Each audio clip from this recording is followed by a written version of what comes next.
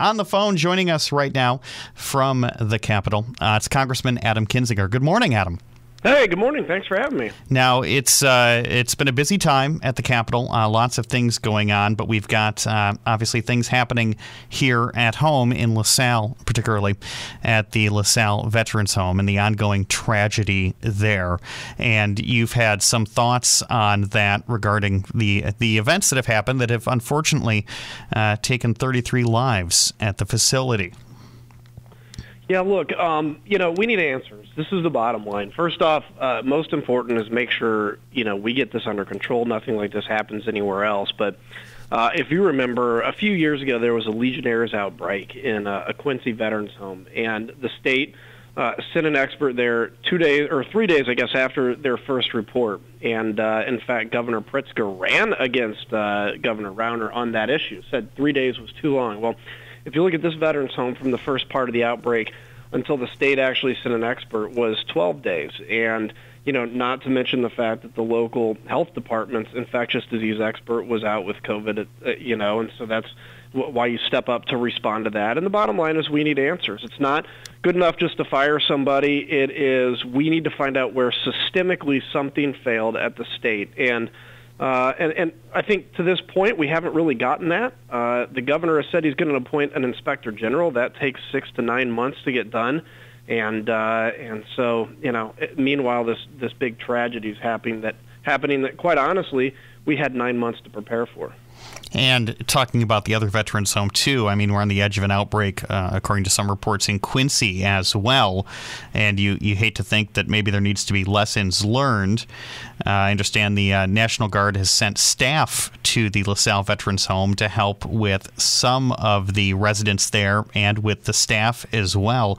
Do you know of any other aid that's going to be directed that way, at least on the federal level, to the so the federal home? side has been pretty strong. The Heinz VA stepped up pretty quick. There's a lot of federal resources available. We've made plenty available through the CARES Act, which, of course, I voted for. And so, but they have to be invited in by the state since it's a state's veterans home. So there's plenty of resources available, but the state of Illinois needs to make sure, first off, why is it at LaSalle you had hand sanitizer that didn't actually kill COVID? Where was that? Where did that go wrong? What were the procedures? How come, after 9 months, we didn't know that when something like this started, there was a procedure in place to arrest this within a day? So, we're hoping that, of course, this doesn't happen on a major scale anywhere else. It's not unthinkable to think COVID would get into a veterans home or into a nursing home because it's a very infectious disease, but we need to have procedures in place to fix it. And quite honestly, the governor owes answers, not because we want to make it political. We really don't. But he made it very clear that this was going to be his number one priority when he ran against Rauner and beat him. And plus, we've had 9 months to know that this tragedy was on our doorstep. And the Veterans Home isn't the only long-term care facility in the area that's experienced tragedy. Other nursing homes and long-term care facilities have had nearly as many deaths, and they're all tragic in nature. But I suppose for sure the Veterans Home, it's sort of a responsibility of the state and the government to take care of those that have given so much for the country. What do you think's going to be going forward from this? Because, there's some people who say that playing the blame game isn't productive. Going forward, what changes would you like to see done in the way the veterans homes are managed in the state?